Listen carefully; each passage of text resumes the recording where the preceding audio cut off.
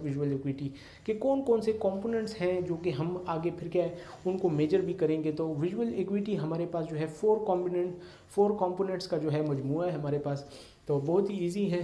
सबसे पहले हमारे पास जो है मिनिमम विजिबल जैसे कि नाम से इसका पता चल रहा है कि कितना हमारे पास मिनिमम विजिबिलिटी उसमें शो हो रही है।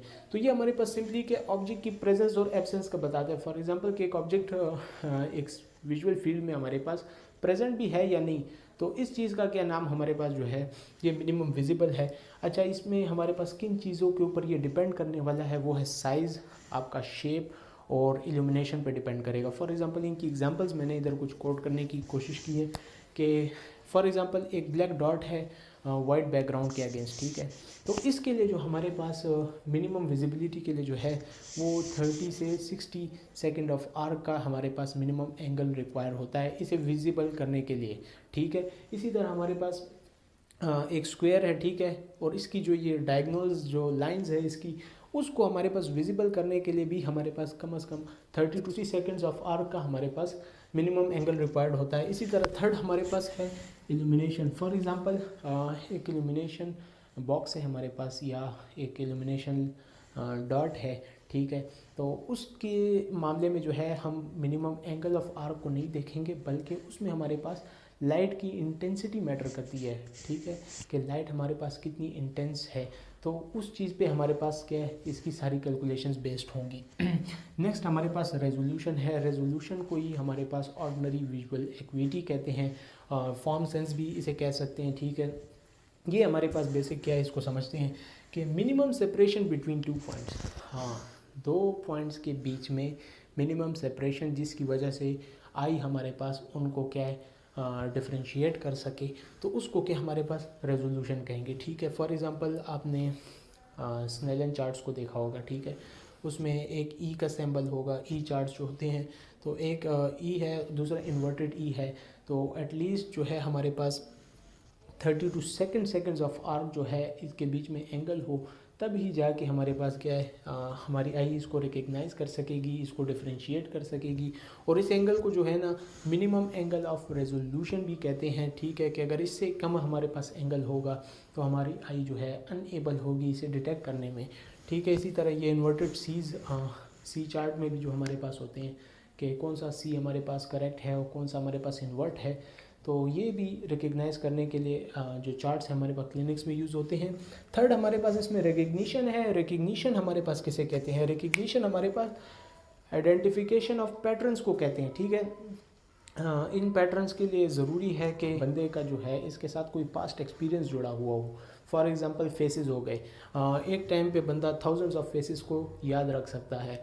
तो फेस में हमने क्या चीज़ देखी होती है, उसकी आई कलर, ठीक है, इस तरह के फेस की सिमेट्री वगैरह, ये हमारे जहन में जो है आइडेंटिफाई हुए होते हैं पहले से ही, इसका क्या एक पैटर्न बना होता है। तो इसकी जो कंपोनेंट है ये भी इस हवाले से काफ़ी इंपॉर्टेंट है कि हमारे जो मेमोरी से रिलेटेड एक किस्म का है कि रिकग्नाइज करने की एबिलिटी को जो है इसमें हम जज करते हैं। फोर्थ हमारे पास जो है मिनिमम डिस्क्रिमिनेबल और हाइपर एक्विटी। हाइपर एक्विटी इसका इतना जो है यूज़ नहीं है इसमें, लेकिन फिर भी इन्होंने बताया है, ज़रूर समझना, तो हम भी थोड़ा बहुत इसको देख लेते हैं कि visual acuity at very low threshold level.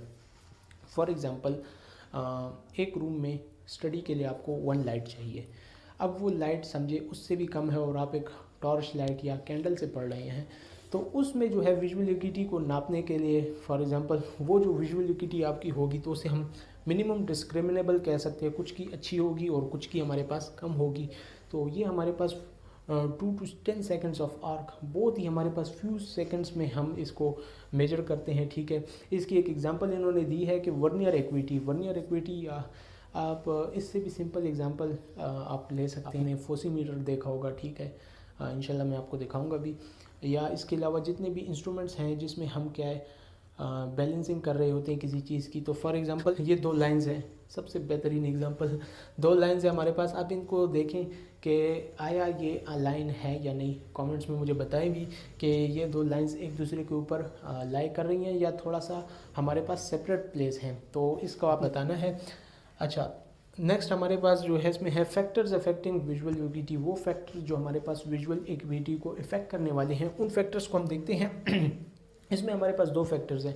Physical और फिजियोलॉजिकल, ठीक है, या इनको स्टिमुलस रिलेटेड और ऑब्जर्वर रिलेटेड फैक्टर्स भी कहते हैं। फिजिकल फैक्टर्स हमारे पास वो फैक्टर्स हैं जो कि हमारे पास लाइट करेक्टरिस्टिक्स के साथ हमारे पास क्या जुड़े हुए हैं, और या हमारे पास आई मीडिया जितना भी हमारे पास है, टीयर फिल्म से लेके रेटिना तक, ठीक है, कॉर्निया है, उसके अंदर लेंस है, विट्रस है और एक्विस है, इसी तरह जितने भी स्ट्रक्चर्स हैं उन सब को हम क्या फिज़िकल फैक्टर्स कह सकते हैं या स्टिमुलस फैक्टर्स कह सकते हैं।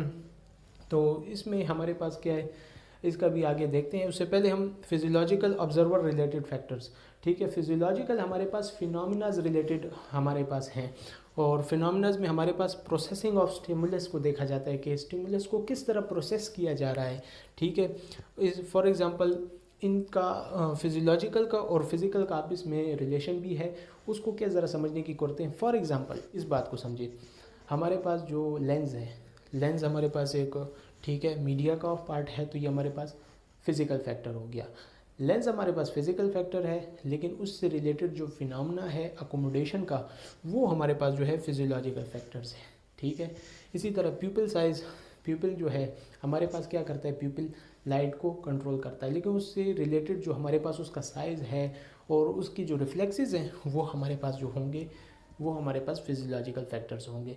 तो इसी तरह हमारे पास इनका आपस में रिलेशन है, जितना हमारे पास फैक्टर्स अच्छे होंगे, सपोर्टिव होंगे, ठीक है, मतलब ओपेसिटीज़ वगैरह नहीं है, फिजिकल फैक्टर्स क्लियर होंगे, उतनी हमारे पास विजुअल एक्यूटी गुड होगी।